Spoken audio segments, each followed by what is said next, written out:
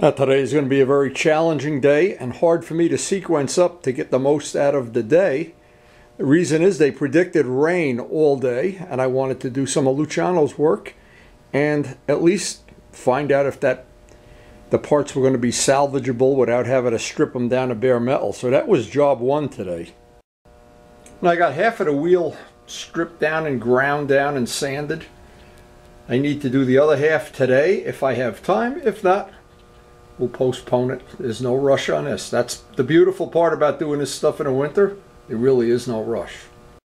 And I always remind myself early in the morning like this, especially if they predict lousy weather, there's always some jobs to do downstairs, always some jobs to do out here.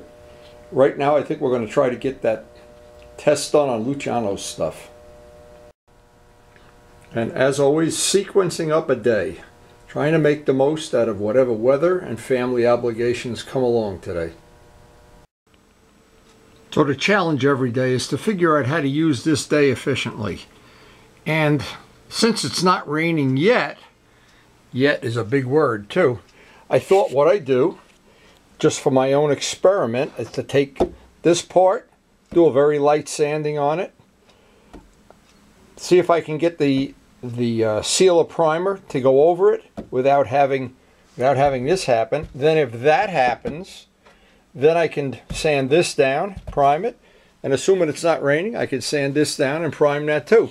Now, it's important for me to do it in sequence, not just jump into it and get a couple of days of work done and then it melts. We did all this paint testing with the idea, and I shared the information so that we could, if you have a project like this where you're using Rust-Oleum with automotive paint, you wouldn't fall into this trap. And I hope that information served everybody well.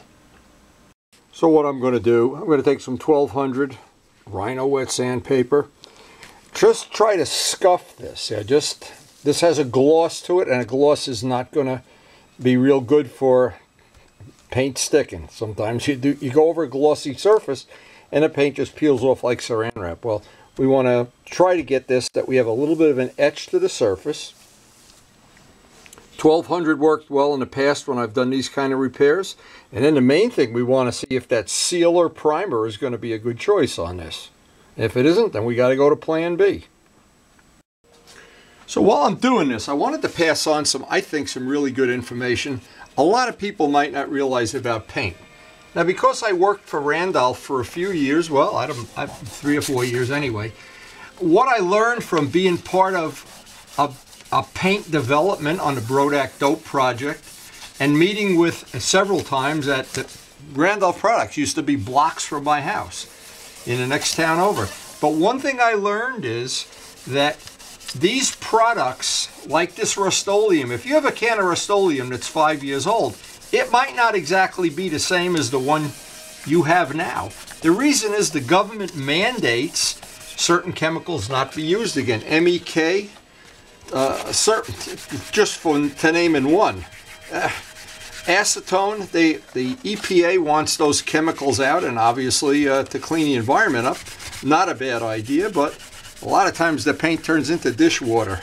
Now, other products that I worked with over the years, will not mention any names, but they went from being really, really good paint products to, after all the good ingredients were taken out of them, what happened? They were dishwater.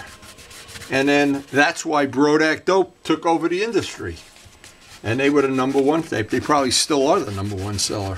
So, because they have a little bit of an exemption for, I really shouldn't even say, it's a proprietary reason, that they are able to have products that other people are not really legally supposed to use. But anyway, all beside the point.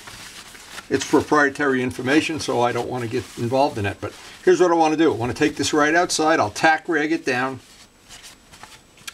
Another thing too, I want to apologize. In the last couple of days, I've had problems with this camera that I use. I've ordered a brand new camera. It's not here yet. And what was happening with the old one, it would just go out of focus. I guess it's like me, it's worn out. Let's see if that primer works. Key here with this product, and it doesn't matter if you use another brand, but it's got to have the word sealer in it. It's the sealer that does the work. The sealer, what we're trying to do is seal this from the paint that we're going to put on top of it. And we're not going to know, of course, until we go, until we do it. We're not going to learn if we can swim until we jump in the water. What I'm hoping is we don't jump off a bridge.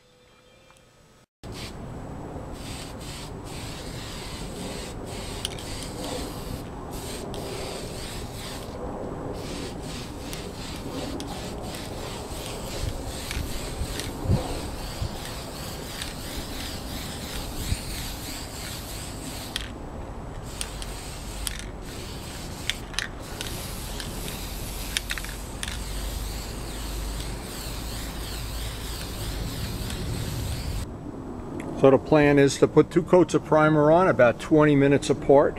I'll bring that down the cellar and let it dry. And hopefully, if we don't see any crazing or cracking, then tomorrow I'll be comfortable painting it. But drying overnight will help, but boy, it sure looks like we're coming. Look at it, it's coming from the west too. It sure looks like we're not going to get anything really painted today, but we could get the primer on if it's a lucky day. And to be honest, I'm amazed this camera lasted as long as it did, because really, talk about a rough service life. It's got a life like I have. Anyway, this is the part that originally melted with using the paint Luciano wanted to use, which now we have white paint, and let's just see if it's our lucky day. And boy, you never know. When you're dealing with paint, your lucky day comes and goes with the wind. Now, I'm going to have to sand enough that I get rid of the little divots and ditches and everything in here. Not a big deal to do that, but like everything in life, it's so easy when it's done until you do it. And I'm monitoring that other part, that it's hopefully not going to be a, well, you know what? You got to hope for the best. All of these projects, this really requires some heavy sanding here. And I'm trying not to use really, really rough sandpaper. I like to take the sanding machine and just grind this off, but that's not going to happen.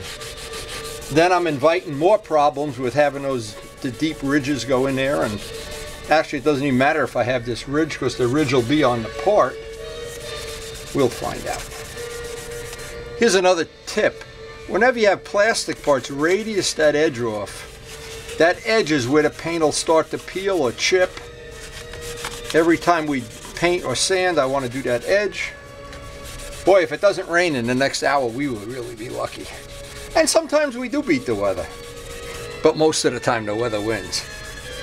The weather is like the tax collector. Now see, where all of these areas where it was a problem, and we have an alligator, I've got to get that off. There's just no way. No matter what you do on top of that, the alligator is going to bite you in the butt at the end of it. And the good thing about a thing like this is just labor. We didn't lose our original part. The important thing is we don't have to go out on eBay and try to find another part. Now that's the second coat of primer on there. Primer sealer. And just to be totally safe, I'm going to let this sit. I'm underneath the heating vent here. Right underneath the heating vent, blowing nice hot air on this all night. I come back tomorrow, and if it's not raining, it just started raining now as I got this done. I'm very lucky.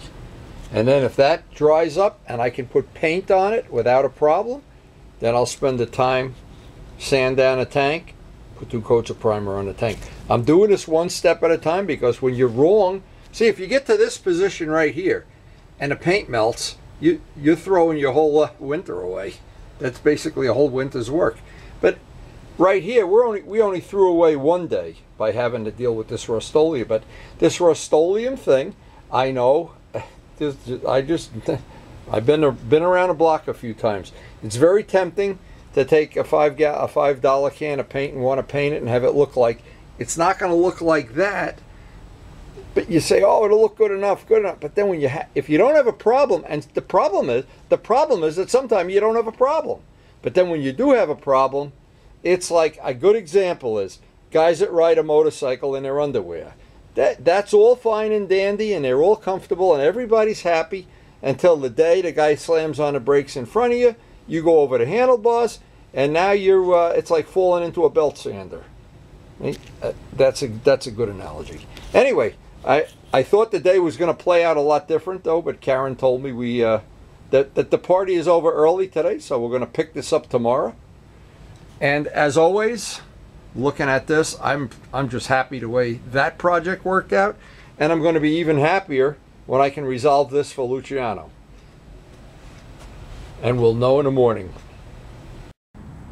This is what I like. The days when you beat the rain. The days, oh boy. The day you beat the rain usually wins. So every once in a while, I do like to win. So yesterday at the end of the day, we got rained out. We never finished the tank, so I'm trying to sequence up what I can do today. And looking around, of course, every morning I have to do the battery chargers. And must have 4 extra cups of coffee lately. But no, I'm going to have to resequence up the whole thing because it's still raining out there. And I always hate waking up in the morning and everything's wet, the cars are wet, and then you turn on AccuWeather and they say, chance of rain all day, slight chance of rain.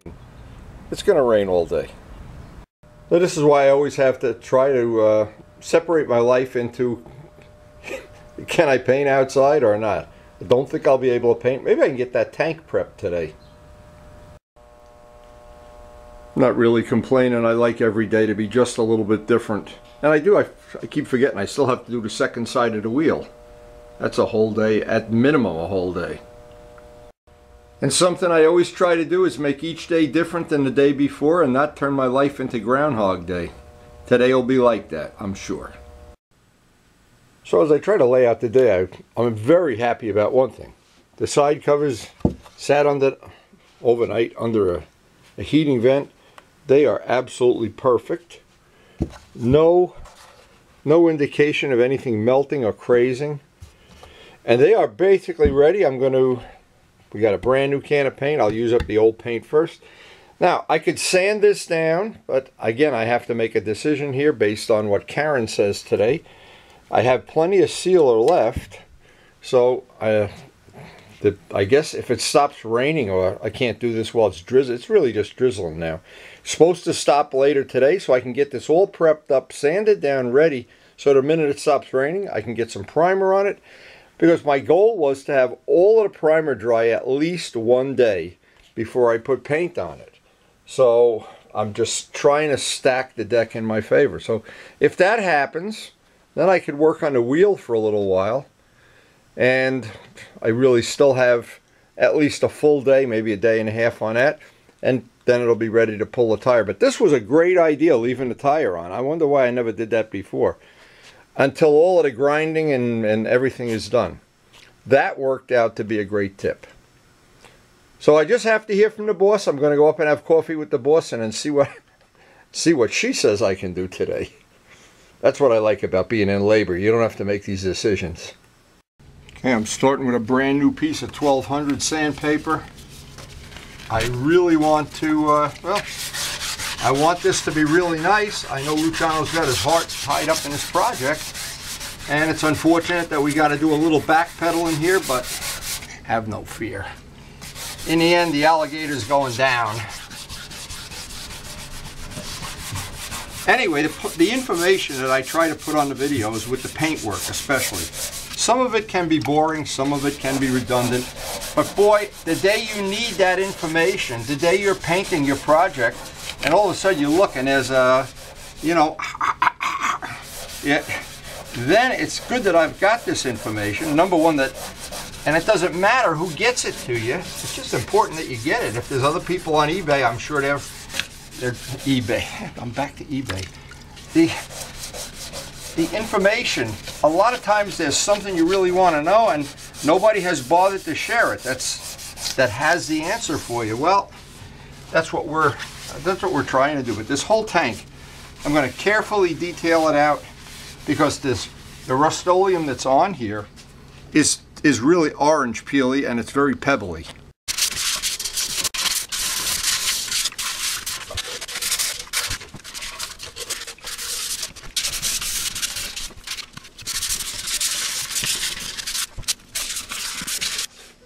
Okay, this sanded out nicely, and all we have to do now is wait for it to stop drizzling, which I'm sure it will. They said it's going to clear up this afternoon, but no matter what, this will be a whole test in itself. If we don't have any issues with this primer, then I'll feel really good about the next part of this will be to get the white on. But we will definitely let this sit and dry overnight.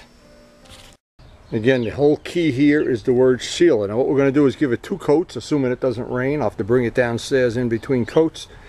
The idea is to seal that Rust-Oleum from the thinner and the paint that we're going to put on top of it.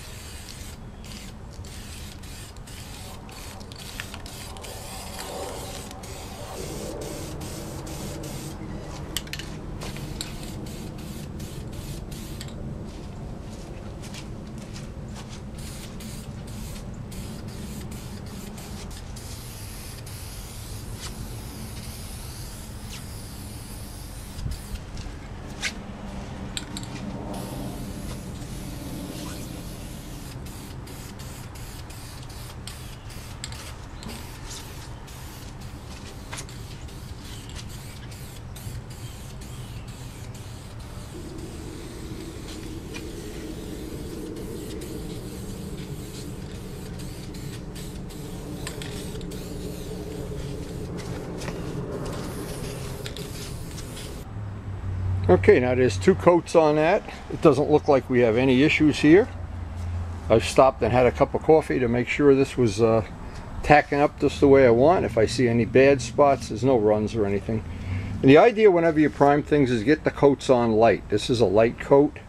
There's actually 2 light coats, not one big thick heavy coat. And just to be fair with information, when I'm doing this kind of stuff, I always like to use a brand new can on a big part, and then I save when there's a little bit in the can for smaller parts, because the reason is I don't want to be in the middle of painting this and it runs out of the paint, or it gets to the bottom. When it gets to the bottom, it tends to start spitting and be inconsistent. So I always think it's worth it to use a new can. And since this is for Luciano and he's one of my best customers, it's better than you can imagine. That really looks good. Luciano will be happy with that. Now, we'll see tomorrow morning if there's no crazing or if that alligator stays in his cage. And we won't know that until tomorrow morning. So Luciano's stuff is under a heating vent, and of course, in the morning, we'll evaluate whether we can put the white on there. If we can, we already have the automotive white, so once we get to this point and there's no issue with the primer, we're pretty much home free all, and the alligator is back in the cage. Now I got a little bit of time left today, and this is always one of my thoughts about doing this kind of job. This is a giant job. I've only got 1/2, and I'm really not totally finished with it yet. But I'm always, well, in the back of my mind, I'm tempted to kind of rush it and rush it and rush it. What I found, if I let it sit and go over a course of 2 or 3 days, I do an hour or 2 each day, it kind of goes a lot better for me anyway. When I'm rubbing my hand on spots, I'm trying to find, there are some rough spots here. I got a little bit more power sanding for this side, and what I found is that tool with the point on it allows me to get in a lot of the corners and edges and angles, and without that I'll have spots that aren't sanded the way I want them to be.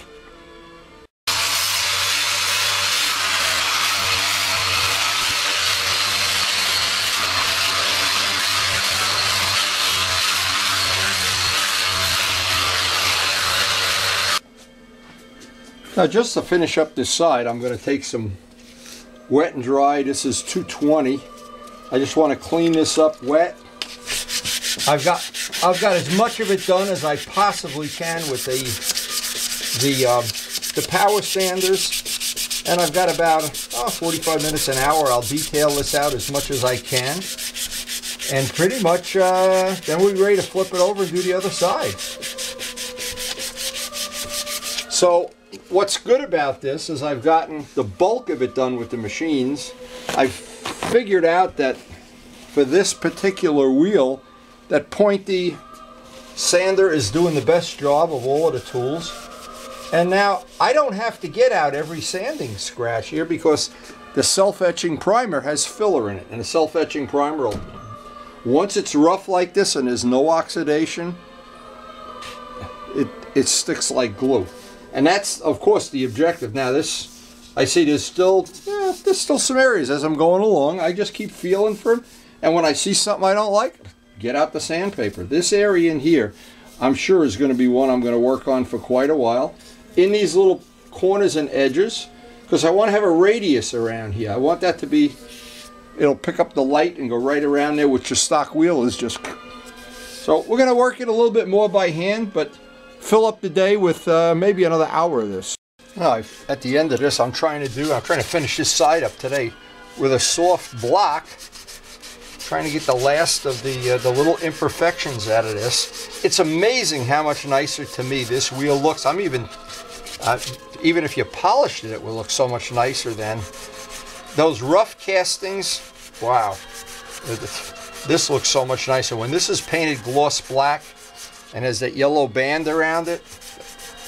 I think this is really going to be nice. And I'm glad I got this restoration done because of good sequencing. Got it done on a schedule that allows me to have this probably an extra, a couple of weeks of working on this in real time. Now, it seems like with any of these projects, you're never really done, because I'm finding little spots that I missed along the way, and this has been the way to get rid of them.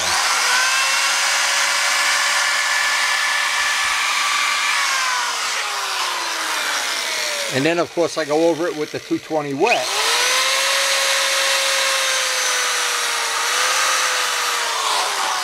You never realize how rough these wheels are until you go to polish them up.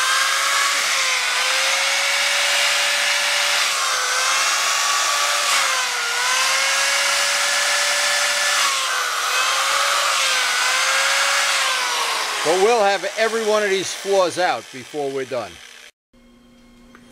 Now, even though this wheel has been an awful lot of work, I think in the end, this is going to be what usually amounts to be the final touch, which if you didn't do it, it would be kind of like, I don't know what the answer would be, but this is the cherry on the sundae. The hours that I'm spending working on this wheel and getting it really nice, I get a lot of satisfaction out of this. Now, I'm not sure other people do, but some people like to cook, some people like to go chase a golf ball around, and everybody's got something else they like to do. Karen likes to bake cookies. I like to do this.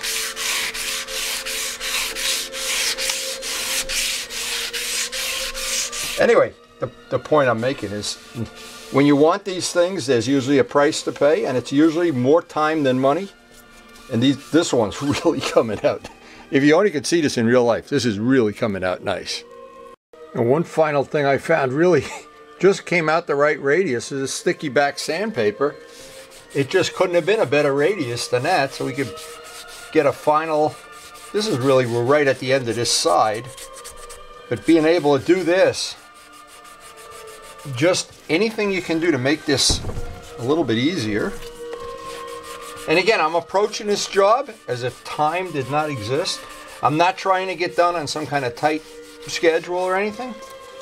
But I am trying to be done that when I'm done, for the rest of my life, I will be looking at a really nice wheel. And I think we're going in that direction right now.